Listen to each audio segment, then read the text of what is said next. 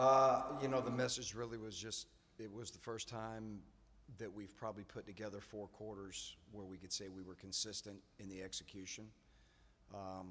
Nothing fancy, nothing, a couple of new wrinkles here and there, but nothing out of the ordinary.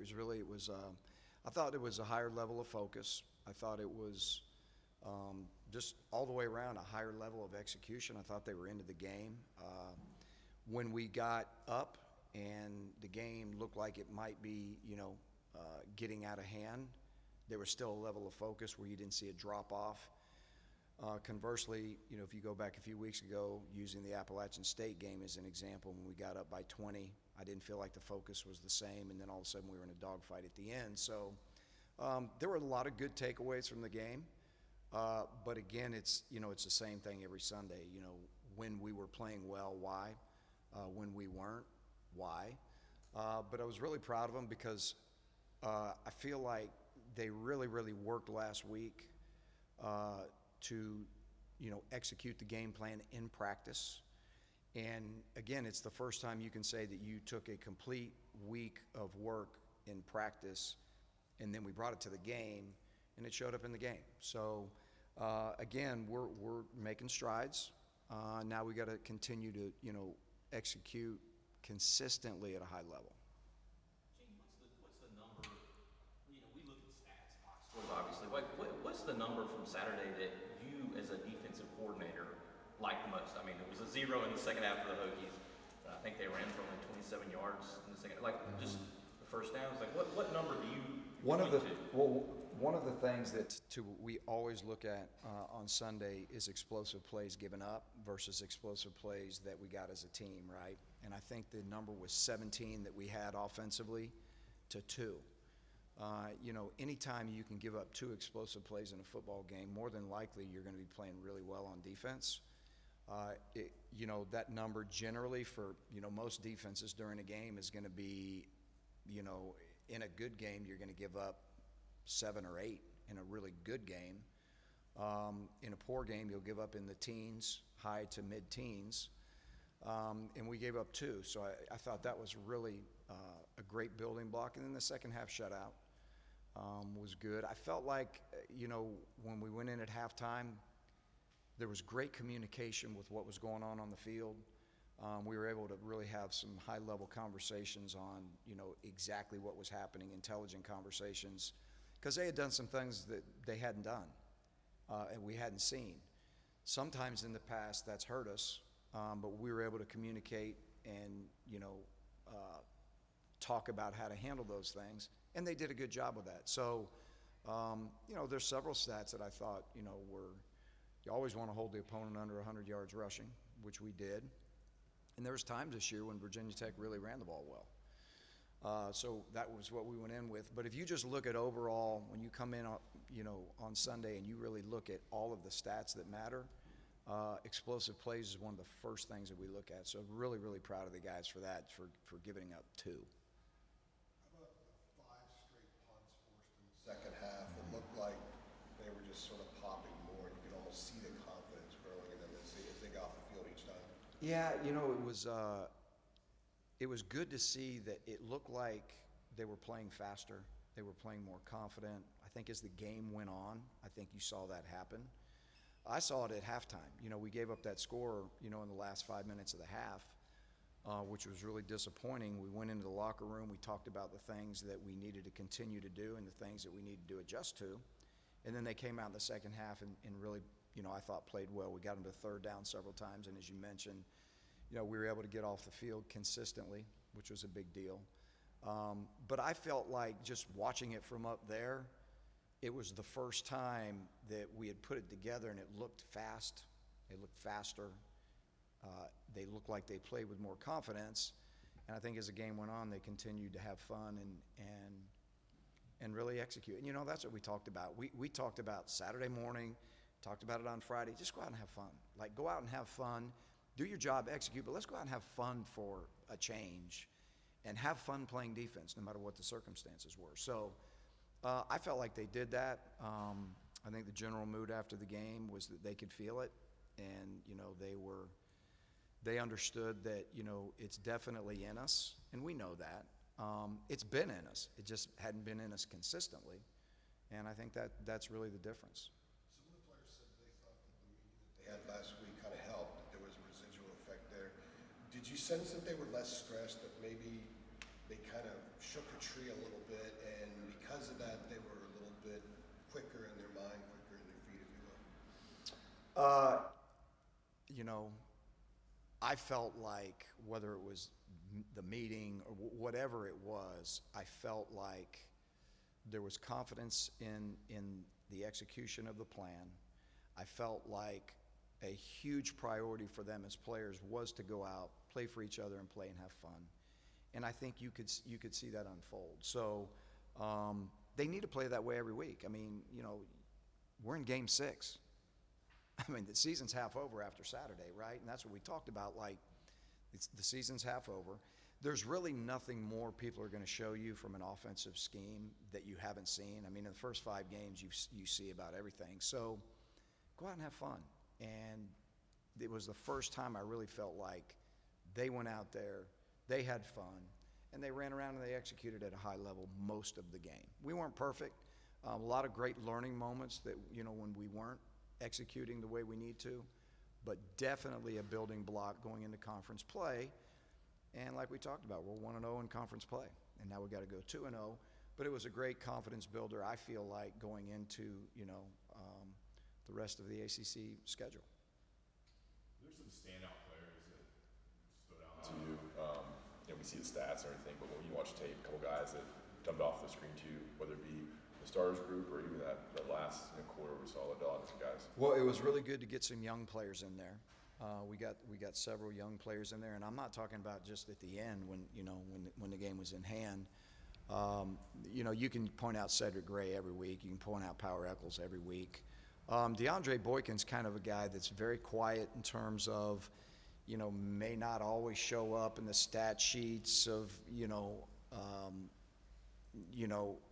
or to the naked eye, but he always plays with this this attitude and this intentionality of just loving the game and playing physical and hard and fast, and we talked to the defense about him. You know, we gave him the praise yesterday because he played like that again Saturday. He's one of those guys that shows up. He's banged up, and you know he's playing with a cast on his wrist and things, but he always shows up. I thought our defensive line, for the most part, when you look at guys like, you know, Ray, Vahasek, I mean, always playing tough, always playing physical down there. Javari Ritzie played well, had to step in. Miles is, you know, not playing as much right now. Murphy, and so, you know, and some young guys, right? Malachi Hammer got it, you know, 20 plays in there and ended up with 4 or 5 tackles. You saw Deuce, you know, go in there and do some things at the end of the game too. So it's good to see some young guys in there, but overall, you know, it was a performance where guys like DeAndre Boykin had fun. Guys like Gio Biggers showed up. The safeties, I think, are playing a little bit better. They played better Saturday. So all the way around, I think, you know, there were several guys that got some opportunities and made the most of it. What do you think about Deuce's celebration after the snap? Deuce needs to calm it down a little bit. Deuce needs to calm it down. No, the players love him. He's fun. He loves football. It was so good to get him in there because, you know, we've been banged up at that position too.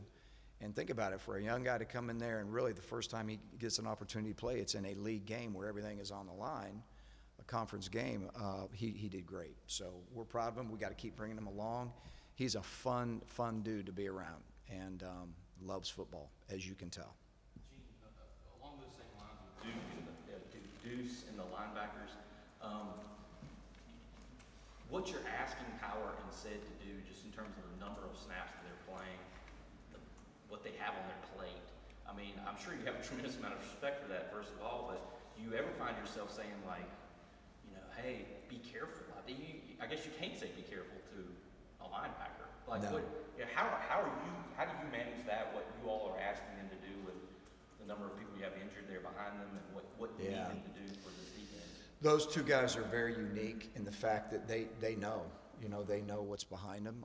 They know the number of snaps potentially that they have to play. We do have some sub packages where we substitute, either more DBs in there, some more defensive linemen in there, where sometimes we can get them off the field. But it's hard, and especially when you're talking about two of your most productive guys week in and week out, it's really hard to get them off the field sometimes. But you talk about two guys that love the game. They don't want to come off the field. Like, they don't want to be off the field. But, in the same sense, we have to be smart on, and judicious about numbers, reps. And it's hard right now with them, just simply from a depth perspective. But those two guys are resilient. Every Sunday they come in there beat up, banged up. And we have to be smart during the week on how we handle them, right? We got to give them enough reps where they can see what the opponent's doing. But, you can't sit there and bang them up all day, on a Tuesday and a Wednesday, which is essentially your physical days of practice. So you have to be smart with how we handle that. And I think we've done a really good job with it. But those guys have played a lot of plays, and I'll tell you, two tough dudes who absolutely love playing, and they're the center of the defense. I don't think there's anybody that would, deny that. It's indisputable. But they got to play a lot of plays, and they know it, they love it, and our job is just try to keep them as healthy as we can. Cedric said Saturday, he's like, I don't want to come out anyway. But I was wondering if, you see college basketball teams sometimes have a substitution coach, like to hit the head coach and be like, hey, get Armando Right. Bacot out of there. Right. Do y'all have a guy that, or a person that Yes, we watches? have a pitch count. We have a pitch count for the players on game day, for sure. We're always looking at how much they're playing. In most positions that we have a rotation going where we can really, kind of track that and have a great plan. At that position right now, just because of the way the circumstances are, that's one position we don't really have that luxury. Not that we can't. We have to be smart when we do it, but it's definitely a discussion every week that we have. The ability to do that depends on circumstances during the game. It's probably the only position on our defense where we really struggle with number of plays for individuals. Every other place we're usually really, we stick to our plan, and it ends up going, just about as we thought it would. But this one's a little bit different, so we got to do what we got to do. But again, I think it does matter how we handle them during the week. Is as important as how we handle them on game day. Staying on that, we saw from Deuce the other day, but where is he in the process of catching up where he can be trusted in a variety of situations if he has to go in there because of a targeting or an injury or something like that? Yes. Coming along, Ra obviously was not, didn't dress out. So he kind of got thrown in to more of the mix last week, which is really good because now, again, we can keep bringing him along. It's baby steps. And when he's in the game, we have to be, I have to be mindful of what, sometimes when guys are in the game, you have to be mindful of what you're calling. So when you have a young guy in there, especially at that position when there's so much going on, right? It's not like you just go in there and rush the passer. You have run fits. Where do I fit in the defense? Where do I fit if there's a pressure called? Oh, it's pass. Where do I fit now in the pass game? So linebacker has, a lot of moving parts. So you have to be smart about what you're calling when he's in there based on what you feel comfortable with that he can execute at a high level when, everything's happening fast. So, but we'll continue to bring him along. I thought he did an excellent job preparing last week. Coach Thig did a great job getting him prepared, and we'll give him more this week. We'll give him some more baby steps, and, implement a little bit more, feed him a little bit more this week, and he'll continue to grow. Gene, Tyler Van Dyke is probably the best quarterback you're going to face, or you have faced this season to this point. What is it about him that stands out to you, at least initially? Yeah, he's got a big arm. He can make every throw, and he's confident that he can make every throw. He can throw it all the way across the field. He's got a really, really nice deep ball. He's very, very accurate, but a lot of confidence in, the balls that he throws. And obviously he's got great receivers. Miami's always going to have great, athletic guys that can run and are fast. So he can throw all of the throws, right? He can throw all the deep balls. He'll take the shots. He can throw it all the way to the open side of the field, on the long side of the field, on the boundary, 18 to 20 yards deep, with comebacks. He's got great vision, and, he sees the field very well. He sees the field very well. So he's a big guy, 6'4"-ish, and he can see. But it's his confidence and his accuracy that really makes him the quarterback that he is. And when he's got time now, he can do it. So he'll be the best one. He'll be one of the best ones we've played for sure. And he's confident, and they've had 2 weeks to prepare. So, but again, everything comes down to pass rush and being able to get some pressure and things of that nature. Because if you don't get it on him, he can shred your defense. Gene, the third down package, I guess it's obviously your dime package. You get the extra DB in, you get one of the linebackers out. I wanted to ask you about, it seems like you're getting some more and more good things out of that on the obvious passing downs. You get Cowan in there, you get Kamen in there, you get Malachi Hamrick in there, Will Hardy. Just what are you seeing with that? And it seems like it's doing okay for you. Do you guys have a catchy name for it other than dime? Is it the Turbo package? No, it's turbo package. No, we don't have the turbo package. No, we're low-key dime. That's what we call it. It's been good. I think it's getting better. I think it's growing a little bit. The more the guys can execute with it, and it gives you a chance to get fresh legs on the field in a lot of ways. So it's not just schematically that we're just guruing everything up, right? You get fresh bodies on the field, and you get guys where now the reps have carried over, and the calls are becoming more familiar. And obviously we tweak things every week, but just the new bodies, the fresh bodies, and the speed on the field, I think changes everything. So it's been good to us the last couple of weeks. I guess work on a name for it. Yeah, I will do that. I don't know if I can come up with something as clever as Turbo, but we'll. You got the star, you got the jack. Yeah, we got the star and the jack. Well, I'll do that. Maybe on the off week. Maybe we'll come on the off week. Jeremy only on the off. That's it. You guys good?